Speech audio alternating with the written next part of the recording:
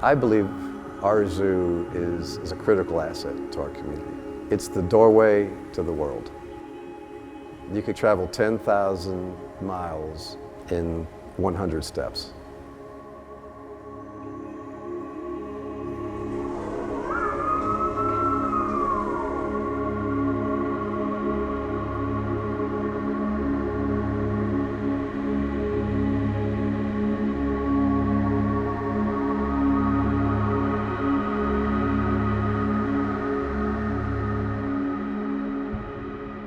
Mr. Brown really wanted the world to take notice. He wanted Louisville to be recognized as a place where people want to come work and live and play, and the zoo's been a really big part of that.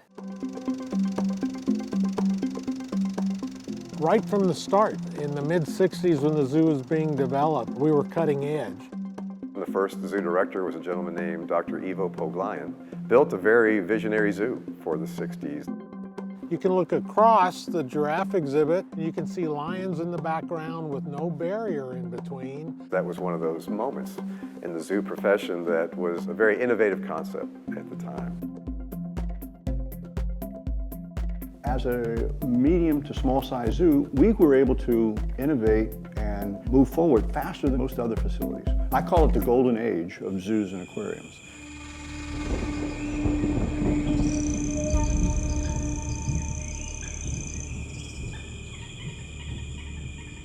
The multi-species rotational exhibit was the term that we used, and everybody told us that we couldn't do it. No other zoo wanted to touch it, so. We came up with this idea of islands, and then it just kind of exploded. Could we do something that begins to better mimic what occurs in nature? The story often was told is that Foster would come up with a crazy idea, and it was the nightmare of the staff to implement it. Even one of the architects said this could never work. He and John Walczak were like, well, let's do it. Let's be different. Let's see what we can do. When we started to work towards the development of islands, then we really started to tell a story. And our story was about conservation and about where the interface between people, animals, and the environment came together. We took 5 species of animals from Indonesia, both predator and prey, and we're able to move them randomly between 3 outdoor exhibits and an indoor day room, and then their bedrooms back in off-exhibit holding. This is the way that zoos operate around the world, and to a large extent was pioneered here in Louisville.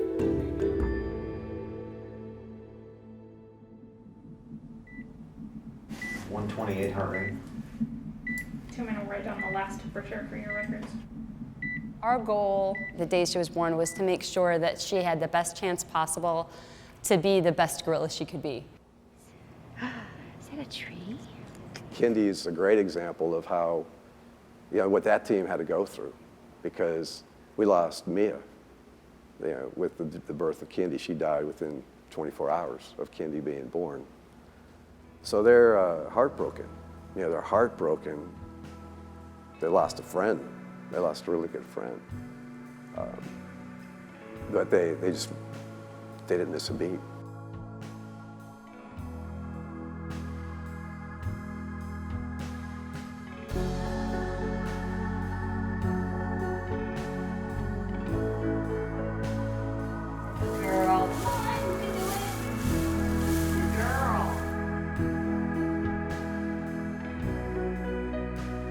When Koi Lee took Kindy on, everybody just cheered because we had done what we had meant to do, which was to bring Kindy to a spot where she could be with gorillas and have a family of her own. Okay, for another smaller, skinnier fish.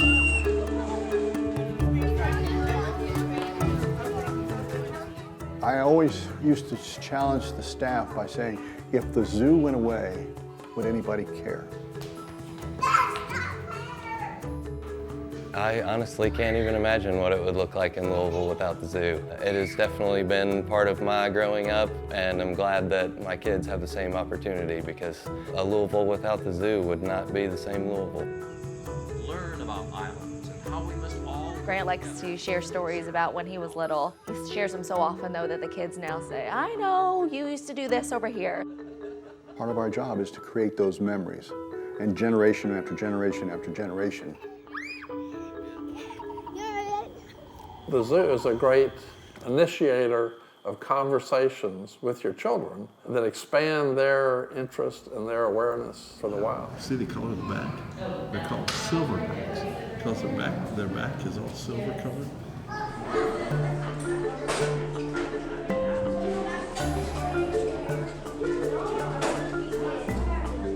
What makes insects different than maybe Tootsie, who we saw yesterday? There we go. Tootsie had 2 legs, and these have how many legs? They have 6 legs.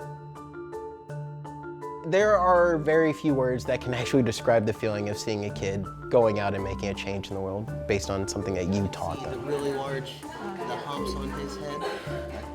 The students really gain a lot from learning at the zoo, more so than in the classroom where we don't have hedgehogs and possums and gorillas to look at and learn from. One of the things that I always try to teach is that they're not just a part of a neighborhood in a suburb or an apartment complex, that they are a part of the entire world and that they have a huge impact, even if they are just one person.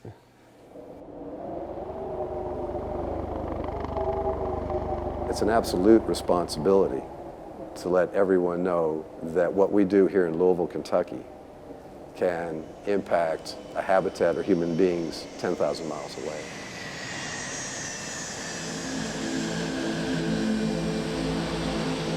Cunnick was discovered on the day that we opened Glacier Run. She was on the North Slope on the Cunnick oil field, and she was an orphan cub. She comes from a place that is very desolate. It's one of the hardest environments in the world to survive in. And she was tough enough to make it long enough to get here so she could share her story. In cooperation with other zoos and other parks around the world, we are the front line of many conservation projects. We worked with black-footed ferrets. We were one of the first. They were thought to be extinct as recently as 1981. We're one of just 5 zoos that takes part in the U.S. Fish and Wildlife Service effort to reintroduce them back into their native habitat.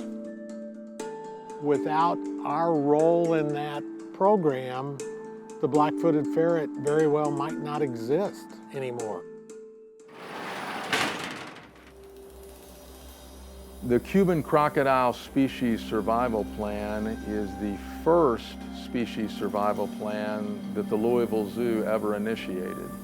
It's a concept that actually came about in the 1970s in zoos, because at that time we realized that a lot of the animals that we held in zoos would likely become extinct in nature.